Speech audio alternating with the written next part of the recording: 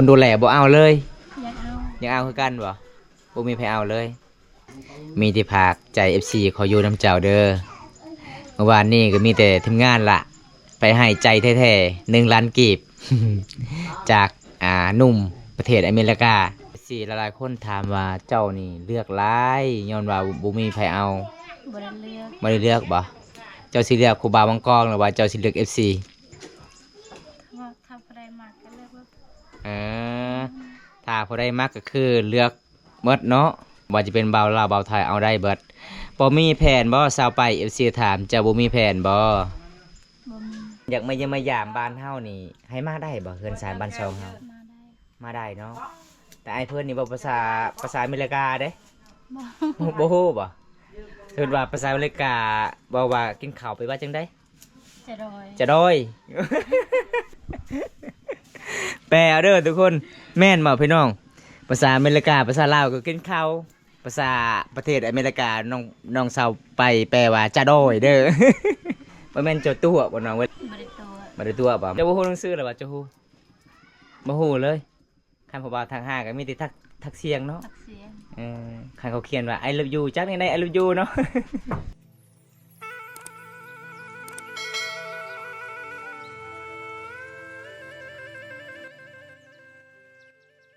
มื่อนี้มาเยี่ยมมายามสาวไปคนงามคือเก่าสบายดีสาวไปเป็นยังไงหลังจากผู้ซึกผู้ใหญ่ใจดีจากประเทศอเมริกาซอยดีใจปะดีใจเนาะประมาณจักล้านน้องล้านหนึ่งปะอ๋อหลังจากได้เงินแล้วน้องอีกซื้อยังเงินล้านหนึ่งให้ได้พ่อเหรอให้พ่ออ๋อซื้อข้าวเนาะอ๋อเพราะว่า FC หลายๆคนเขาถามว่าเป็นยังสาวไปช่วงนี้คือสีเงาก็คือหมู่ของน้องไปปะเลยเด้อทุกคนเลย สาวไปปะไปเฮ็ดงานแล้วพี่น้องก็อยู่คนเดียวเวลาไปนอนก็ไปนอนคนเดียวตอนนี้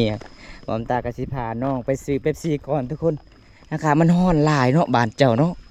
เพิ่นบ่ได้ตกหลายเดือนเลยบ่น้องอ๋อมื้อเช้านี้ออกให้บ่พักผ่อนอ๋อเป็นยังเวลาค่อยไปแต่ละเทื่อนี่เจ้านุ่งเสื้อมีลายโตเลย ฮอนปานนี้ก็นุ่งเสื้อลายโตเลยทุกคนเลย สวัสดีเด้อบ่าวคอนสวรรค์ปัญญาอันนี้สาวบ้านฟูงมีคุณงามเด้อสาวไปคุณงามสาวสวยประจำหมู่บ้านพาไปเลาะหมู่บ้านปกติหมู่น้องนี่หลายคนเด้เวลาบอมตาไปยิงไปยามประมาณ 4-5 คนแต่มาหอบนี่น้องก็อยู่คนเดียวเดือนใดสาวสิมาบ้านบ่ฮู้เลยบ่ได้ติดต่อกันบ่อ๋อเป็นยังคือบ่ได้ติดต่อกันบ่มีเน็ตบ่มีเน็ตทุกคน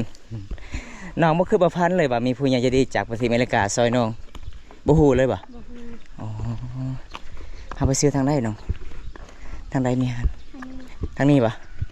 อ๋อไปเอาทุกคนเข้าห้านก่อนทุกคนเลยข้ามันฮ้อนหลายเลยบ่มตาเดินทางหมู่บ้านน้องฮ้อนแท้ฮ้อนว่าอันนี้ไม่ค่าบ่มีค่าตุคนน้อยๆสบายดีเด้อป้าเจ้าขายเครื่องเป็นบ่เต้บ่มีจิเครื่องโอ้เอาเป๊ปซี่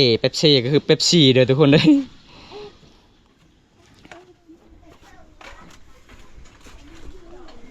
เอาให้น้องซื้อเครื่องก่อน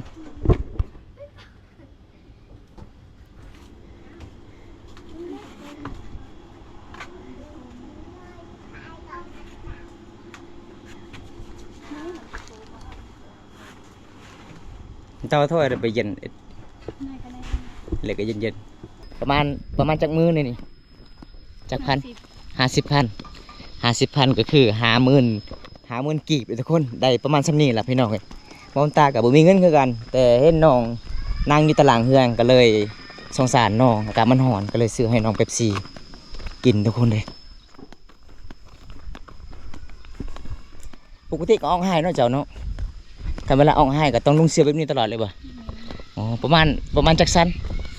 3ปอขันสิแก่เบิดนี่ค่อยลงเลยเด้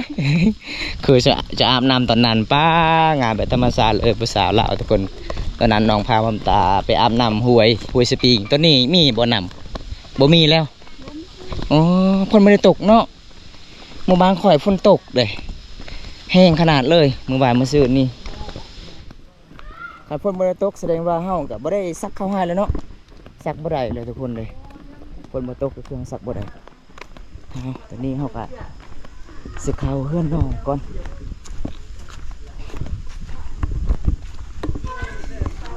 เพื่อสิฮอดเฮือนน้องคือออกคือแตน การฮ้อนแท้ฮ้อนว่าเลยพี่น้อง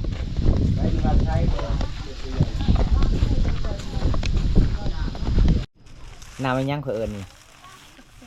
พักซี่ เอาแปลเอาเด้อทุกคนเวลามาบ้านชาวไปนี่เพิ่นย่อว่าน้ำพักซี่นี่ก็คือน้ำมีรินดาเด้อทุกคนเลย ภาษามังกรก็เจ้าว่าแบบนี้พี่น้องเป๊ปซี่คือพักซี่อ๋อได้มื้อนี้ซื้อประมาณ 50,000 กีบได้แต่ซ้ำนี้เด้อทุกคนFC นี่เด้อน้อง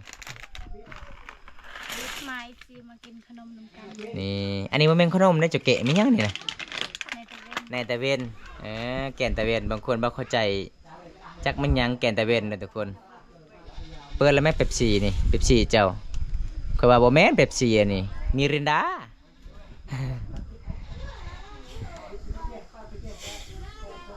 วางในลมมันแห้งเลย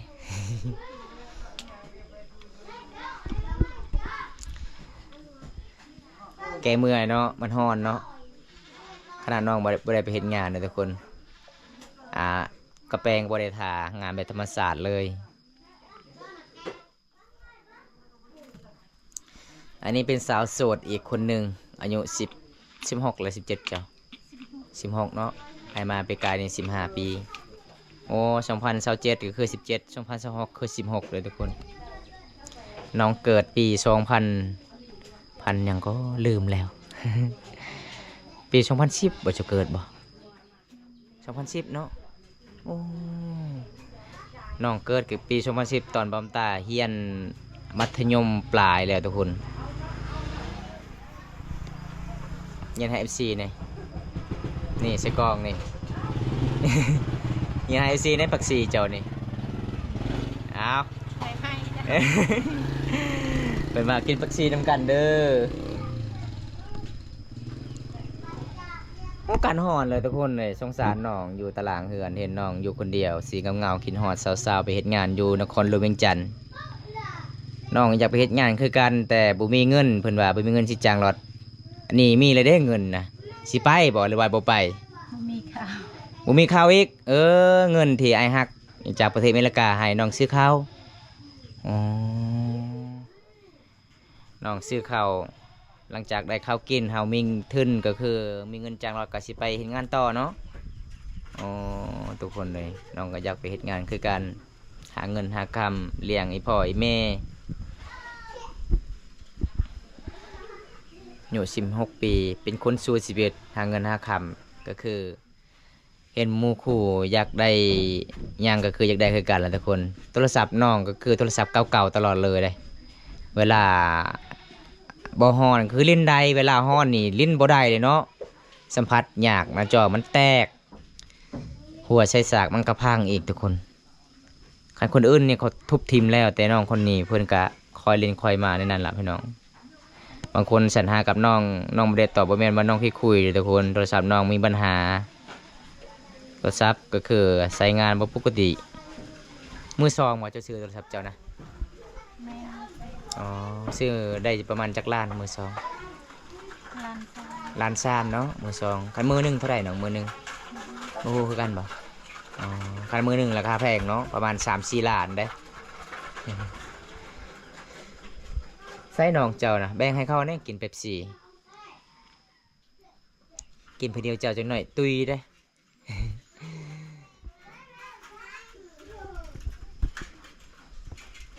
คอมเมนต์มาได้เด้อพี่น้องเลยบ่ได้เป็น FC สาวไปกับคอมเมนต์มาได้เด้อบ่ได้ใจดีก็ซื้อให้น้องขนมเลยเด้อซื้อให้น้องแก้วภาษามังกรเอิ้นแก้วคือขนมน้องไอจาขนมสบายดีคนสวยเป็นว่าสบายดีนี่ สบายดี สบายดีสบายดีบ่น้อง นางบุญตากับสาวไป คนงามฮ้อนครับพ่นก็บ่ตกเป็นจังไดเนาะบ้านพุ่นมักมีฝนตกอยู่บ่ครับฝนบ่ได้ตกเนาะบ้านเฮาเนาะบ้านบำตาตกอยู่เด้ออ้าย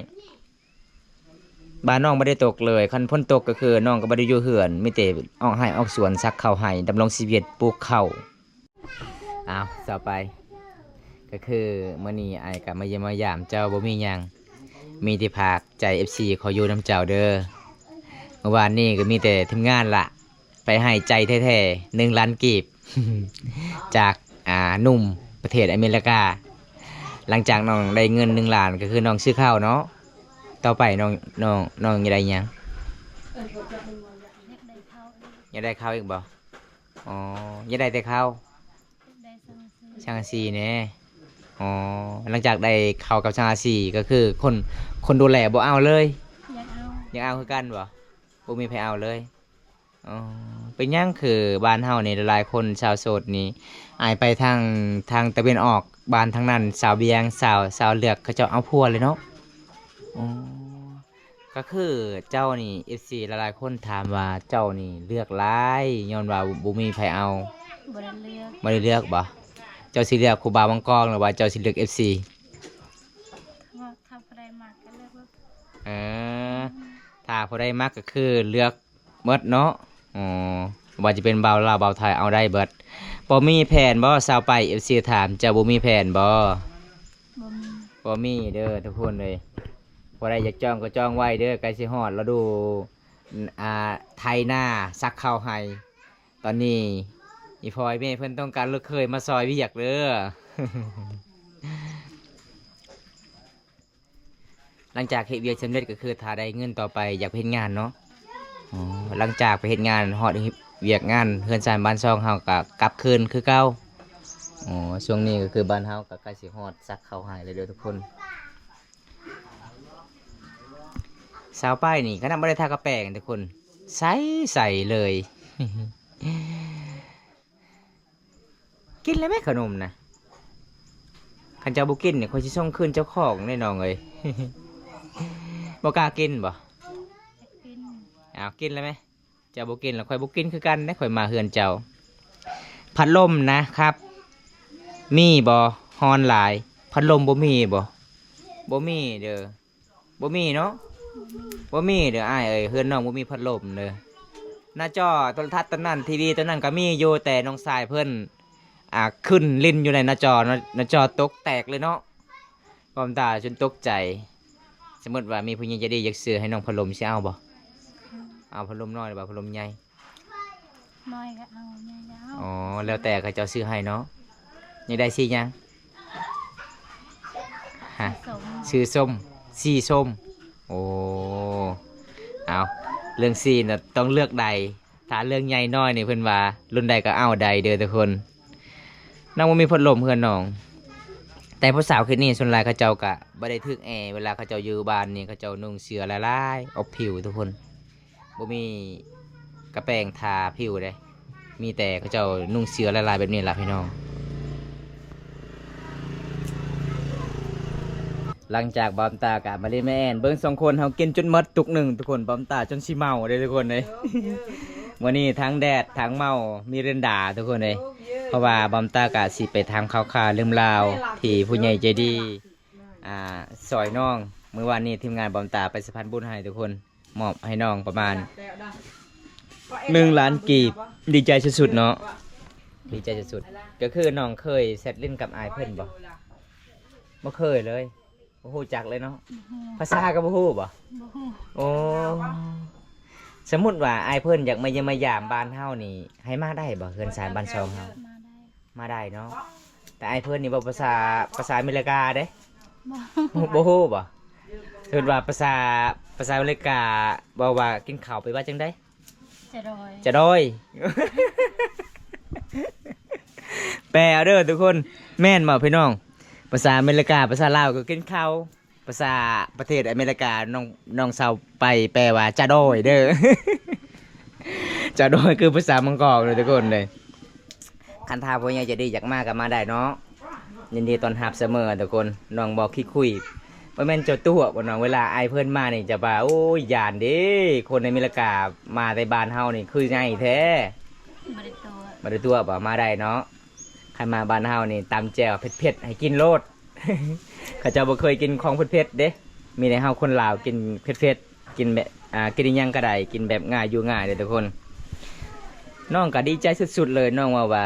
บ่อมตายตัวนี้ค่อยขาดเงินอยากไปเฮ็ดงานแล้วก็อยากได้เงินซื้อข้าวนี่หลังจากผู้ใหญ่ใจดีประเทศประเทศอเมริกาให้น้องก็ซื้อข้าวเลยบ่น้องไปซื้อข้าวเลยบ่ ยังไม่ได้ซื้อ อ๋อยังบ่มีน้ำมันรถไปอ๋อถ้ามีน้ำมันรถก็คือไปซื้อเนาะอ๋อเวลาน้องได้เงินก็คือน้องให้น้ำแม่หรือว่าให้พ่อ ให้แม่ ให้แม่เป็นหยังเจ้าคือบ่อยากเชื่อใจพ่อเจ้านะฮะ ตอนมีเงินถ้าให้แม่ให้พ่อ โอ้ก็คือเฮาก็คือคันให้ทางไอ้พ่อเลยมันก็บ่ได้เนาะอ๋อเฮาต้องพาไอ้แม่ก่อนเพราะว่าเจ้าก็มีไอ้แม่คนใหม่เนาะไอ้แม่ของน้องก็คือจากไปแต่น้องยังอยู่ยังน้อยก็เลยแม่นี่ดูแลซอยเลี้ยงซอยทุกคนน้องก็ฮัก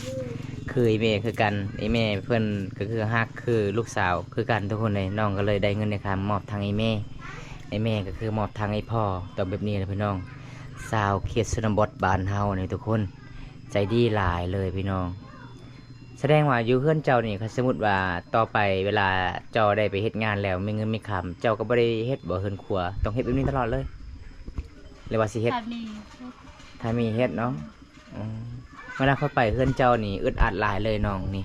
เฮือนครัวก็คือระเบียงเฮือนเลยเขาเจ้าก็มากันไว้อันนี้ทุกคนนึ่งข้าวเป่าไฟคันหน้าฝนมันก็เปียกเนาะคันหน้าหนาวก็นึ่งบ่ได้อีกพี่น้องเอ้ยลมมันพัดข้าวแห้งเบิ่งนี่ไม่เหี่ยมันก็สิเป็นฟองเป็นปองเป็นปองอันนี้มันยังอยู่ในกระสอบนี่เจ้าใส่ยังนี่นะ ตุก กระตุกแล้วก็สิค่ายบ่หรือว่าจังได สภาพมัน สิเกียมตักน้ำอ๋อหมู่บ้านเจ้านี่ส่วนหลายเขาจะบ่มักในกระตุกใหญ่ซำนี้เด้มีแต่ซำนี้อันนี้น้ำกินบ่นี่บ่ น้องกิน ป้าทุกคนมาบ้านนี้นี่บางคนบ่เข้าใจว่าจะเป็นตุกน้ำมันแอดซังบ่แม่นนะทุกคนตุกน้ำกินเด้อหมู่บ้านที่บ่มีน้ำกินทุกคนเวลาไปตักนี่ไปตักอยู่บ้านภาษีใหญ่เนาะขี่รถไปหรือว่าย่าง ที่รถ ขี่รถมือหนึงมีจักเทื่อหาไปตัก ที่ 4เทื่อป้าเจ้าเคยไปตักอยู่บ่เคยอยู่บ่ขับรถเป็นอยู่บ่เจ้านะ เห็น เป็นเนาะอ๋อขับรถเก่งเลยทุกคนอัด3อัด4ก็ได้บ่น้องซอนได้หมดอ๋อเอาเก่งขนาดน้องบดีเรียนหนังสือมันไม่น้องบดีเรียนหนังสือน้องเรียนหนังสือน้องคืออ่านใดเขียนใดเขาได้เขียนให้เจ้าภาษาลาวนะเวลาคอยเสร็จหาเจ้าตะกี้นะเศร้าบ่เสร็จให้เสร็จนะตอบนะโมโหบ่อ๋อ